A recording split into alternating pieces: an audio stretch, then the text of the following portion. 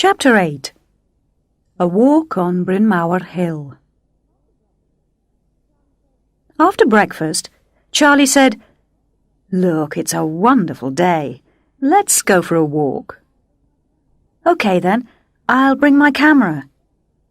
Susie tried to sound happy. They walked towards the big round hill which was opposite the house.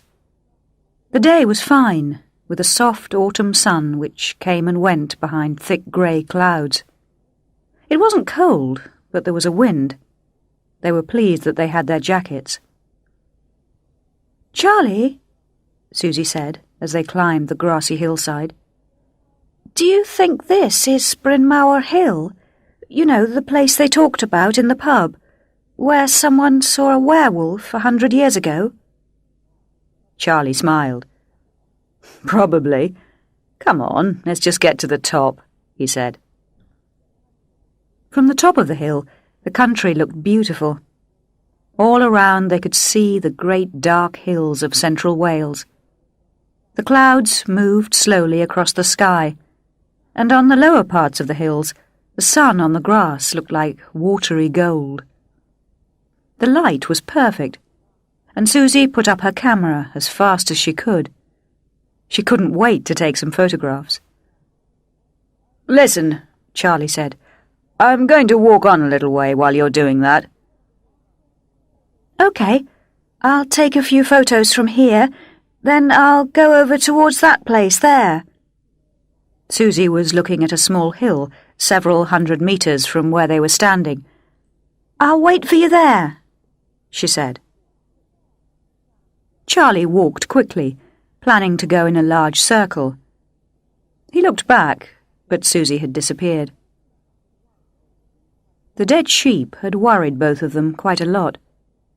They hadn't talked about it again, but Charlie could still see the body lying there, with bits of it missing and one eye open.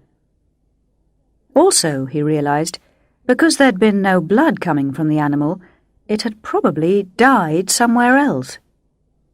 But who or what had put it outside their house? He couldn't stop thinking about it. He knew that Susie was finding it hard to forget as well. It wasn't a good start to their holiday. Charlie stood for a moment on the hill. Far below him, he saw that some sheep were running across one of the fields. He watched as the white animals moved in a group across the large green field. The sounds of the sheep rose up towards him, carried on the wind. Then he saw why they were running. Something was chasing them. It stopped to sit and watch the animals. Then it ran on and stopped again. A dog, Charlie thought. Was it possible that a dog had left the sheep at their door? He didn't know much about dogs. Just then the clouds above him turned a dark grey. The wind got stronger, and rain came down in great fat drops. He'd better go and find Susie. When Charlie arrived at the small hill, Susie was lying down. Charlie was surprised to see that she was asleep. Her camera was on the ground. It looked as if she'd dropped it. "Susie? Susie?" Charlie shook her. "What on earth are you doing? It's raining. Your camera's getting wet. Wake up!" Susie opened her eyes and looked at Charlie. For a moment, Charlie saw something in her eyes that he had never seen before. She was terribly, terribly afraid. "Are you okay?" he said. "Why did you go to sleep? Are you okay?" It was a few moments before Susie seemed to wake up. Charlie was really worried now. She looked so strange. "No, I'm not okay. Well, maybe I am. I don't know. I was just standing here, taking a picture of that big tree across there, see? When I looked through the camera, I had the strangest feeling. I tried to move, But I just couldn't. I felt as if I was in fast-moving water. I couldn't make my legs move forward. Then there was a cold, icy wind, and I heard an animal sound, kind of like a wolf, and then everything went black. Charlie, I hope there's nothing wrong with me. Am I going mad? Charlie looked at her unhappily. The horror of the dead sheep had clearly made her ill. Let's get back to the house. We're both wet through, and it's terribly cold in this wind. Come on, let's go, he replied softly. Chapter 9. An Accident.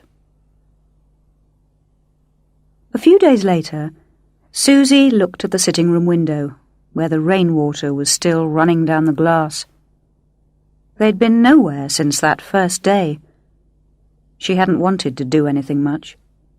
She just felt like sitting and reading, or looking at the fire, putting on the wood and thinking. "Charlie, let's go out tonight," Susie said suddenly. "Let's go to the pub, shall we?" "Okay, if you want. The Black Dog?" he said. "We better go soon. There's going to be snow later." "How do you know that?" Susie asked. "Heard it on the car radio just now. I was mending that light. You know, that light on the front of the car." It was already dark by the time they started out for the pub. Susie watched her husband as he drove down the little road through the woods. In the yellow of the car lights, she could see he looked serious. He was thinking about something. What was it? Then she thought about who would be in the pub tonight. The farmer, perhaps, or the man called Richard. "Oh, no, look, it's starting to snow already," Charlie said. "Oh, so it is." Susie could see little bits of snow caught in the lights of the car. The snow came flying towards them as they drove along.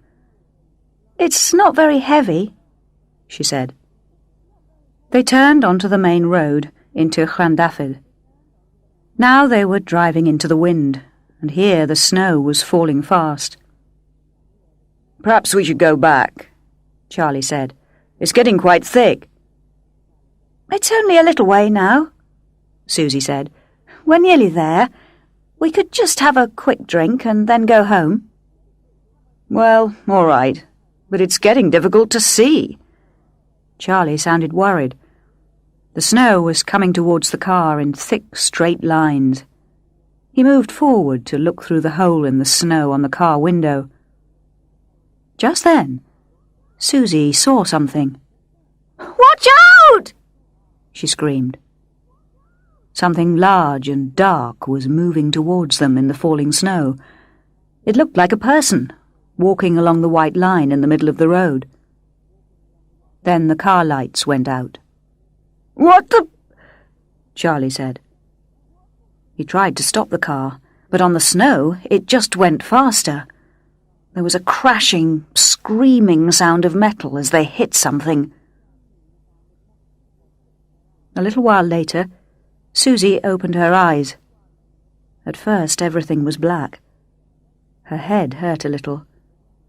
Then she saw that their car was no longer on the road. They'd hit a tree. The tree seemed to be half inside the car, on Charlie's side. In the darkness she couldn't see what was Charlie and what was tree. The only sound was the wind in the trees. There was no one else around. "Charlie?" Susie touched his arm. There was no answer. "Charlie?" Was he dead? What should she do? Should she try to get him out of the car? Was the car going to catch fire? Just then, a soft noise, almost like a voice, came from the other side of the road, and she looked across. A dark thing moved between the trees. She couldn't see if it was a person or an animal. It disappeared quickly. A small sound came from Charlie. Thank God, he was not dead after all. At the same time, car lights appeared along the road. She must get out and get help. Outside on the road, her legs shook and she couldn't stand. She sat down suddenly in the snow. A Land Rover stopped and a voice said, "Are you all right?" "No," Susie said. "We need a doctor. My husband's hurt. Badly, I think." She found that she was crying. The man got out and helped Susie to stand up. "Now then, I'm sure he's all right, my dear." Susie saw that the farmer from the pub was looking worriedly at her. She remembered that his name was Tom. "I've got a mobile phone in my car," Susie began. "That's okay. You come and sit in my Land Rover where it's warm now," Tom said. "I'll go and have a look at your husband, and I'll get your phone." Tom took a blanket from the back of his car and went across the road. "What terrible luck," Susie thought. "Why does Charlie always try to mend things himself?" She was always telling him to take the car to a garage and not to do it himself. He probably did something stupid, she thought, to the lights in the car, so they went out. Had there been a person on the road? It wasn't possible, she thought. Perhaps it had been an animal, or nothing at all, just the way the light fell. From her seat inside the Land Rover, Susie could hear low voices. Charlie must be awake then. Tom returned after a while and said to Susie, "It's okay, my dear. Your husband says his arm and leg hurt, but he's not too bad. He's probably just broken something. I'm afraid I don't know how to use these things." He gave Susie her phone. "You call 999 and then we can get your husband to a hospital." Her hands shaking, Susie pushed the numbers. "Could you talk, please?" she asked Tom. "I can't explain where we are." Tom spoke into the phone and then turned to Susie. "Not long to wait," he said. "They'll be here soon. No, my dear, you stay here now," he said as Susie started to get out of the Land Rover. "I'll go and see if your husband's okay." Tom went back to the crashed car. It seemed a long time before he returned. Susie was cold and afraid. How badly hurt was Charlie? She started to think about the worst things possible. Perhaps he would die. "This is terrible," she thought. "I must go and see him." She got out and stood by the Land Rover in the falling snow. Starting to walk across the road, she suddenly felt sick and her legs shook. She wasn't hurt, but she felt so weak after the crash. She couldn't walk any further. She went slowly back to the Land Rover. Then, after a time, the farmer came back and started to talk to her.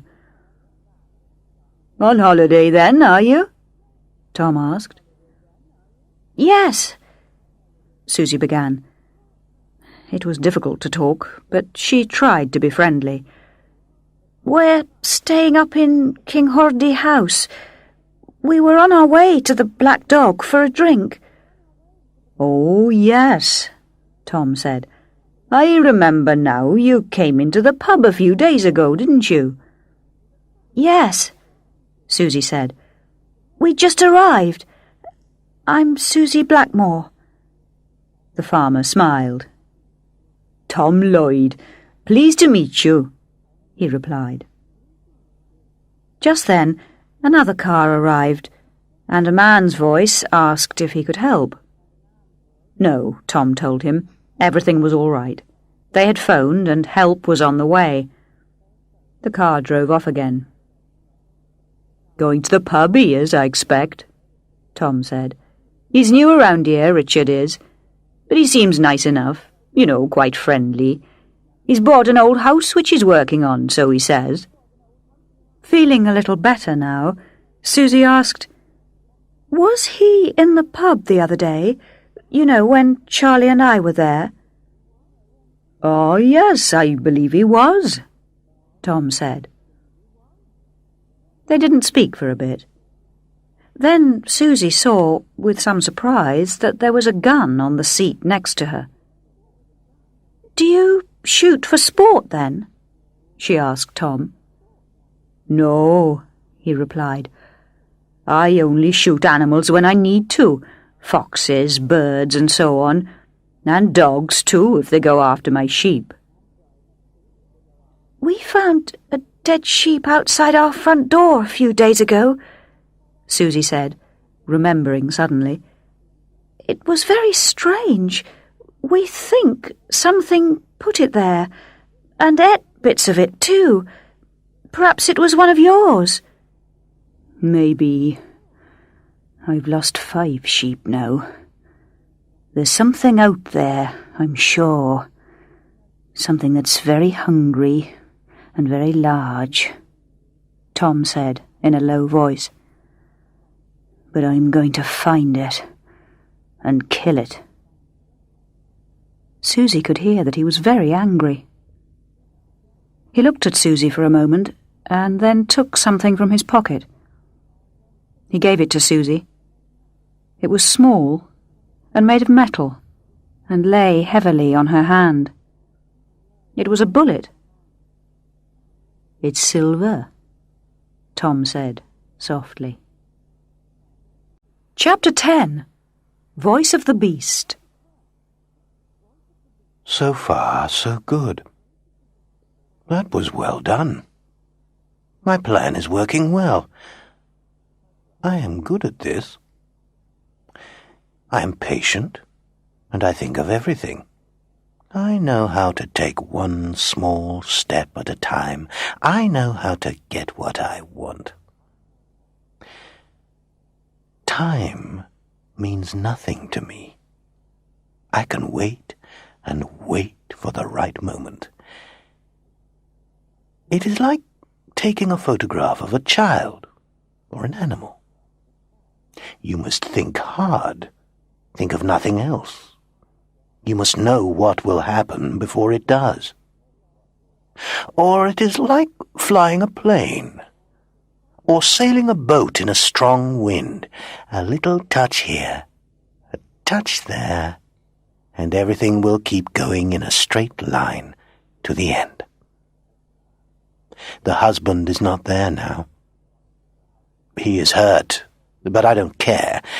He is hurt just enough. Enough to keep him in the hospital, away from her. But not so badly that she will be worried about him. I don't want her to think too much about him. I want her to be happy to talk to me. Things will be difficult for her now. She needs someone who can help her to do everything, the small, everyday things. She's weak because the darkness is getting nearer, and she knows it. Before, the darkness was only in her dreams. Now she feels it close behind her when she is awake, and she is afraid. She is alone, and she needs someone she can talk to. I am going to help her. She will talk to me because I will listen to her. Not like her husband. He does not know how to listen. Little by little, step by step. That's the way to do it.